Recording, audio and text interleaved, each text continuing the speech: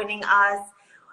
Kia is now going live, but she was supposed to be live on my page for being seen and heard. I am Taye of Having Our Say, and thank you for your patience and your flexibility, Kia. I'm glad we made it happen because Instagram was being weird.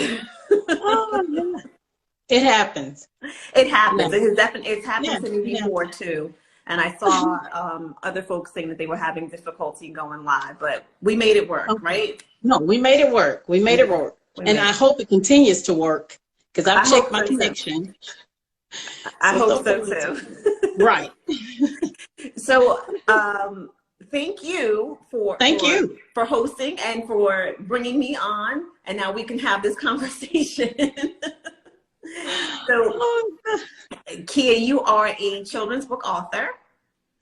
I am. Yeah. I am. And I want to say first, I do appreciate the opportunity for you to have me on your platform and share my story with your audience, because this is actually my opportunity to be seen and be heard. And I appreciate it. Absolutely. That's what this this show is all about. Just giving folks a chance to meet a new audience. Not that you don't have your own set of supporters already, but sharing your story and your mission with a new audience and gaining some new supporters. So I'm happy to do so. Thank you. I appreciate it. You're very welcome. I'm a children's book writer.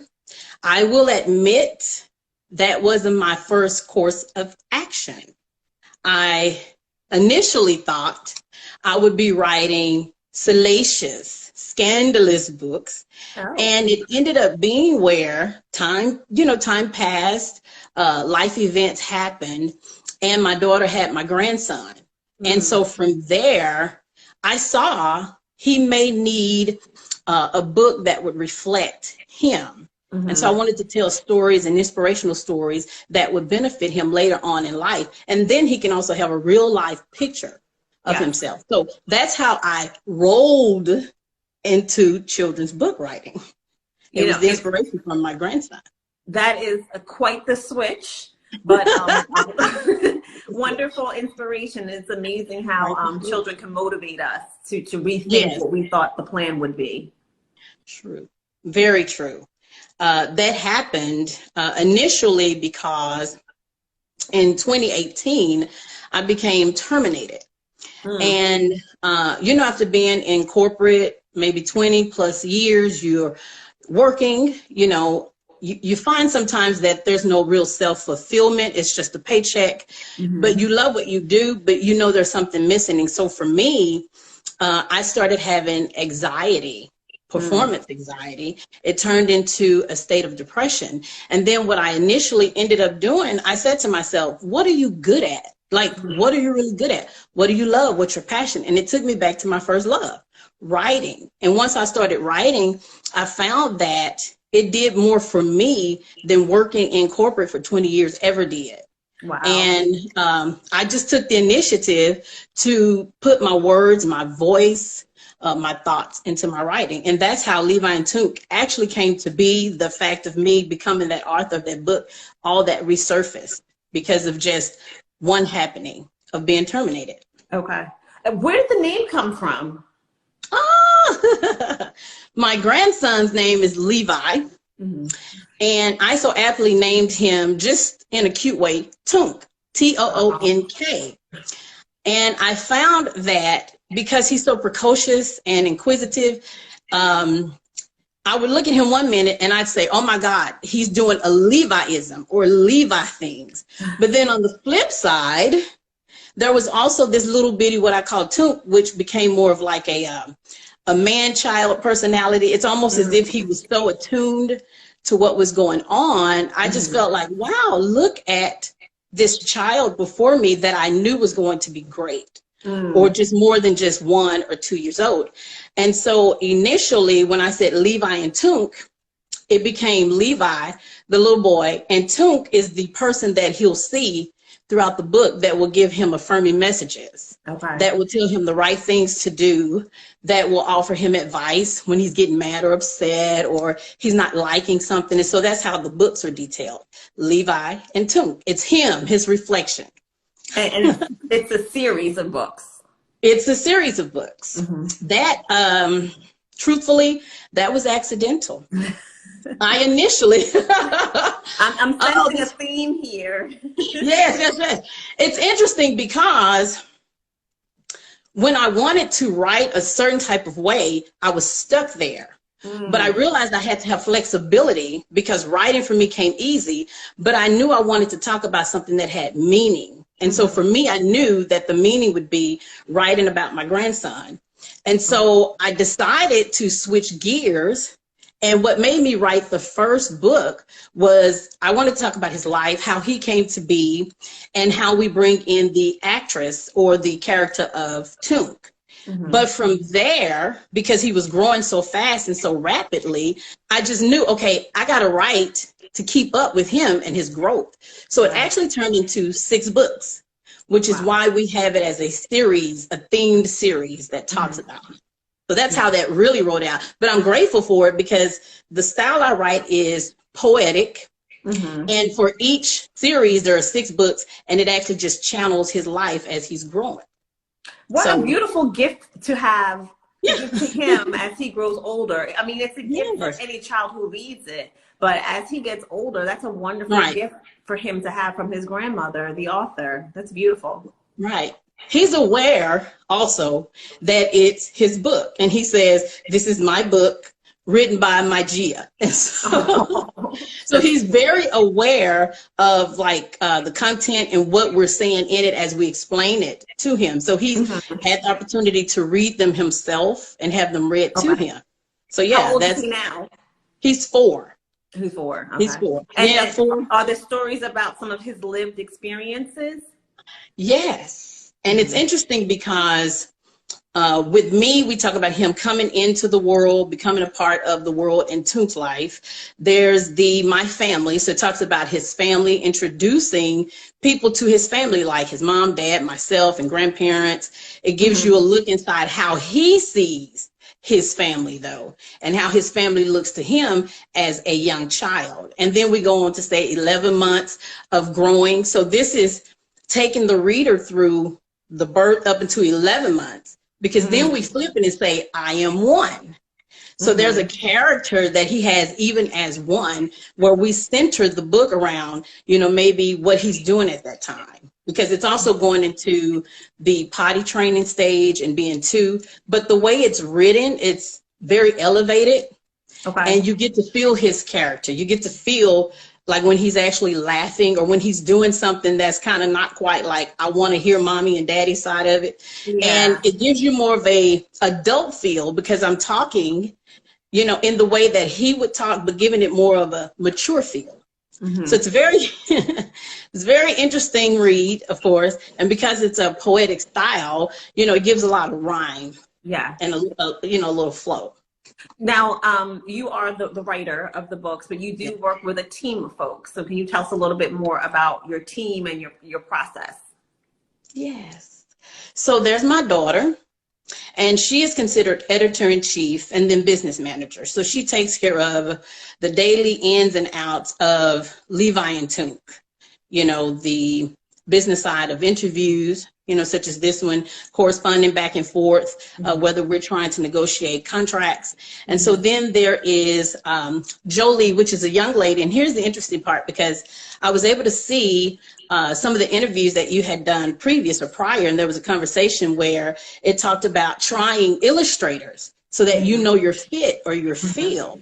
And so Jolie came about because we, did an ad of sorts, and she came, it was like a blessing, a perfect fit. So she's a part of the illustrator team. And then there's myself, who is, of course, the creator, co-founder, and author, but the creative side of it is what I do. And so us 3 ladies, we generally put our heads together to make the Levi&Toonk brand happen, or the books happen. So that's our team for now. That's your team. It's important and it's very helpful to have a team. And going back to what you said before, when you're creating your book, I mean, your book is really personal because it's based upon your grandson. child. But for most authors, your work is personal. It becomes Right. a part of you. So you want to make sure that unless you yourself are also the illustrator, if you're the writer and the illustrator, you want to find somebody who True. can feel the energy, who has the same passion for the project as you do. So No, it's true. you got lucky, because a lot of folks don't find their illustrator on the first shot. I remember thinking I found my illustrator on the first try because I saw something in the first sample she sent me, and I felt emotional connection with the eyes. But as she started drawing more, I was like, oh, wait, this ain't it. You can fall into that trap. Yeah. And a good thing about trying illustrators, and what we did a pool of sorts where so many people provided applications, but then we pulled them down and kind of went, okay, can we see samples of your work, and narrowed it down to a certain amount of numbers. And then both me and my daughter, we just prayed about it and came up with her, because of it looked as though just her vision and everything about her work would just match. And it did perfectly. Nice. We just, happened to have made the right decision at that time. Very nice. Very nice. Yes. So where are your books currently available? Where can anyone who's viewing purchase your books? Well, they can go to Levi&Toonk.com. And of course, Toonk, Toonk, and it's all together, small space, no spaces, small letters. And on our website, we also have a blueprint campaign. And so as they're going on the website, once they purchase a book from the first collection, they're automatically entered into a drawing to receive the 6-book series of our second collection. When we get that up and on the website. I want to mention that because they would have up until like March the 3rd, to go ahead and provide themselves, the opportunity to just go on the website, look around, shop around. But once they make the purchase, they're automatically a part of our blueprint campaign. Nice. That's wonderful. Yeah. Fantastic. That's a nice way to give back to your supporters. Yes. Yes, it is. Of course, with my daughter, we're always trying to find ways to benefit a community or our young children, or our target audience, especially our gifted and talented children, who we are trying to find that lane or that niche for them, so they don't necessarily fall through the crack of sometimes being labeled wrong. So that's generally why we have our website set up, where once you buy books or purchase them, we have assessment pages and different exercises to go along with the themed books themselves, vocabulary, because some of the words are a little mature or challenged, but we know that with gifted and talented children, that's fun for them. It excites them to want to learn. And so we've realized that. And so that's a part of our website as well. And people will actually be able to see it, love it, vibrant colors. They'll get to know myself, the illustrator, my daughter. They'll get to know more about what we stand for, our mission, how we want and choose to give back. So if they go to the website, they will enjoy it. Awesome. And do you have plans for other books outside of the series? Well, the idea is, as he grows and as he gets older, then the series will kind of taper off, because then this is when we would get more into chapter books. Okay. And that's only because right now, as a toddler, a young child, I'm giving more information regarding his life now, before he starts to really identify and go through what little young Black boys go through. And so the content will kind of change. And as the content changes, the books will change, and they will, kind of tether off from being series. Yeah, it's like a piece of reality, actually, in showing how they go from being viewed as children for a brief time and cute and adorable, but typically the adultification of Black boys and all the trials and tribulations that they go through. So I'm looking forward to seeing what comes after this and watching you continue on your journey. We have now our Black Children's Book Week that is coming up. Yes. And of course, you know about that. And then February 27th, of course, we will be a part of 3 panels that are going on and taking place. And it's one of those things where, because it's going to be the first, and I say first of many, we really want it to be great and a big success.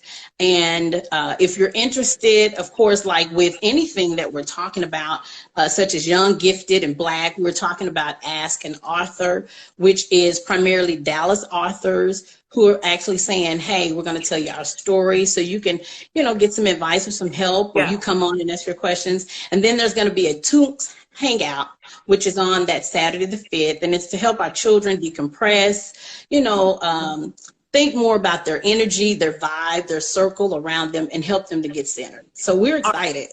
Are all of these virtual events that are happening? Yes, all virtual, all free. One of the things that is going to be great, they've actually set up a virtual museum. Yeah. And I'm very proud of that, because it's actually called the Museum of Black Representation, which gives you tons of other authors and other solicitors who have, come on and decided to be a part. And in each different room or hall, they're going to be the sessions. So I think people will really love it and really enjoy it. Yeah, I'm looking forward to it. I've been enjoying, since I started doing this, I've really enjoyed meeting so many authors, primarily Black authors, but I've met so many independent authors, and it's been a wonderful collaboration to hear about everyone's journey. Some self-published, some traditionally published. But the collaborations have been great, and to see everyone so passionate about providing that representation for Black children and making sure that they can see that they can be the stars of the books as well. That's true. So I'm looking forward to Black Children's Book Week. Please share your events so that we know what's going on and we can continue to watch. It was a pleasure to have you in this conversation, and we'll figure out a way where I can share this video on my page as well. Okay, not a problem. All right. Thank you so much. Thank you. Thank you. Best of luck with everything. Have a good night. Thank you. You too. Okay, thanks. Bye-bye. Bye-bye.